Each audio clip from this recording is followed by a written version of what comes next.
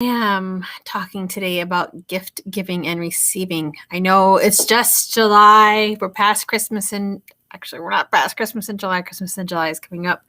But that's not the reason why I'm talking about this. I'm talking about giving, and receiving because I'm doing a book study, which I just realized I didn't have the book right next to me. Poor planning, I guess.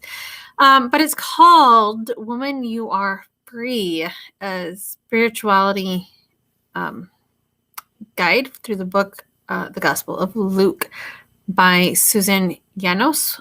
And one of my reflection questions is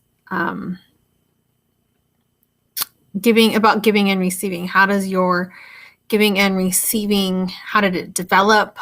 What is your attitude? Things like that. And we start off actually by going through the story of Mary and Martha from Bethany.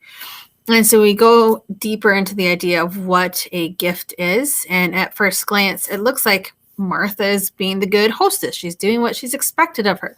She's getting food, making sure her guests are comfortable and they're fed and the house is clean, and she's bustling about, but she's anxious. She's anxious about all these little details. And I don't know about you, but I get that way too. And I don't get to enjoy myself or enjoy my company. And so I've had to learn to be more like Mary and enjoy the gift of company. And in her case, the company of Jesus, to be able to sit at Jesus's feet and be there with his Talmudim, right? And recognize that he is teaching. He is teaching her. He is teaching them. And that is his gift, giving of himself.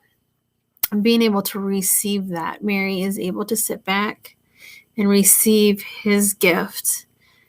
And Martha is not, until Jesus says, chill out, Martha, you're worried too much. You're frantic. You're going over the top. I don't even really hear him say, I appreciate it, right? He's like, no, it's enough. You're like the worrywart. And if you look at the story of the sower and the seeds, you've got the briars that are choking everything out, right? Choking out the seed of faith. Well, the briars of anxiety and worry are choking her out. She doesn't get to receive the gift of Jesus because of her fuss and her anxiety.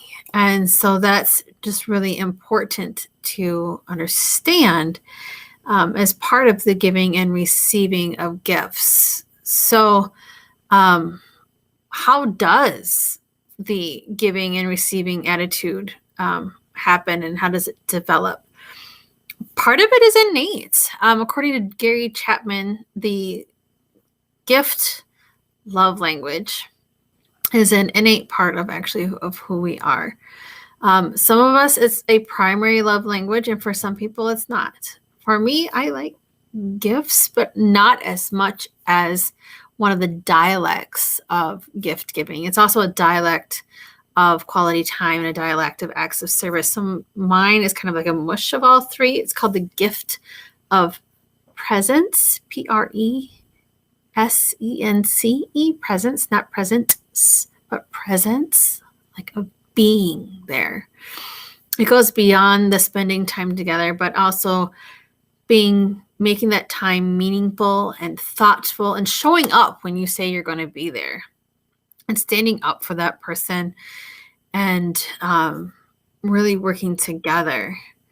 And then, of course, there's the learned behaviors of gift giving and receiving, where it is Christmas or it is a holiday, and people feel obligated that they have to give you something because you're a relative, or they gave you something, so you feel like you should give back. But what if you feel guilty, right? Of course, in ULA, we say call out the blocker. So yeah, it's gift guilt. and you call it out and you say, okay, I feel anxiety over this. I feel guilty about this gift. And the reason why is because either A, you feel unworthy to receive this gift, and B, there's an inequality, right? So the inequality could be the gift, the value of the gift versus your ability to reciprocate financially. That can make you feel guilty. You don't feel the same about the person that's giving you the gift as they are, as they feel about you, and that can make you feel guilty about the gift. It could have just come out of surprise, and you're like, "Do I give a gift back? I don't know." Is it reciprocation? Indeed. And so you got to figure that out. That's part of calling it out. So calling out the gift guilt. Is it because you don't feel like that's more expensive than you feel that you're worth? Or is it an inequality? And then you have to decide if you're going to continue to feel guilty, or you're going to acknowledge the intent of the person and appreciate the gift, right? And sometimes the intent and the appreciation of the gift, I have been kind of snotty and historically because I didn't really understand the value of a handmade gift, the time of a handmade gift. And at one point in my life, I'm like, I want brand new things. I want store-made things. I want shop-made things. And then I had to learn that that wasn't everything. And I felt gross when I realized that. I was like, what a snot I was.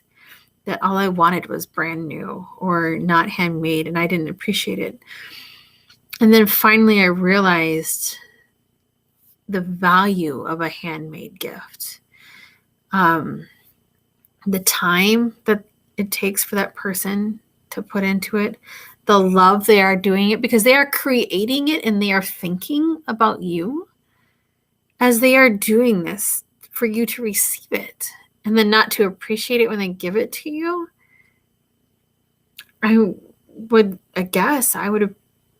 They don't feel good, right? And so to kind of help avoid all of that, really acknowledge the intent and appreciate what is given to you.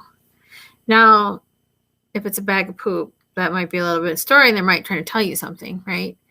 But really, a child who goes and picks the flowers from the backyard that are dandelions, they're picking it because they love you, and they find the dandelion to be beautiful, and they want to give you this gift to show their appreciation and their love for you. And so that's just one way to help mitigate the gift guilt. And I think really as a mom is when I finally really understood the magic of giving a gift of lesser dollar value but greater heart value. Like the dandelions I mentioned, right? But that's just something to think about. And if you choose not to appreciate the gift and continue to feel guilty because maybe the gift you're given is way beyond your means of you could ever financially, right? Beyond your means of you can financially reciprocate. And you can just feel guilty. And that would lower your self-esteem, and it would not necessarily cause a chasm because the chasm's there, but it would actually grow that chasm. It would make it deeper and wider because you feel guilty, thus lowering your self-esteem, which then in your own eyes, you feel less worthy. And so if they were to give something similar monetarily value to you, you would feel worse about it. Or like I said, you can appreciate the gift. And how would that turn out? You will grow to love and understand that person more.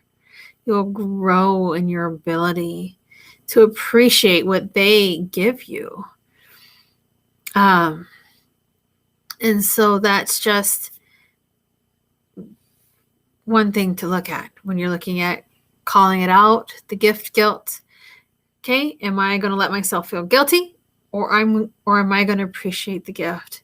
And sometimes appreciating the gift is just saying thank you, and then recognizing which path that will go down. And then hopefully you will choose the idea, the 22nd bravery and transformation, 20 seconds of transformation, and say thank you, and just fully receive that gift. And so, yes, part of it is innate, our attitudes towards giving gifts. And part of it is learned behavior. And of course, a behavior that can be learned and unlearned and relearned. So that is today about gift giving and receiving. And I'll see you next week.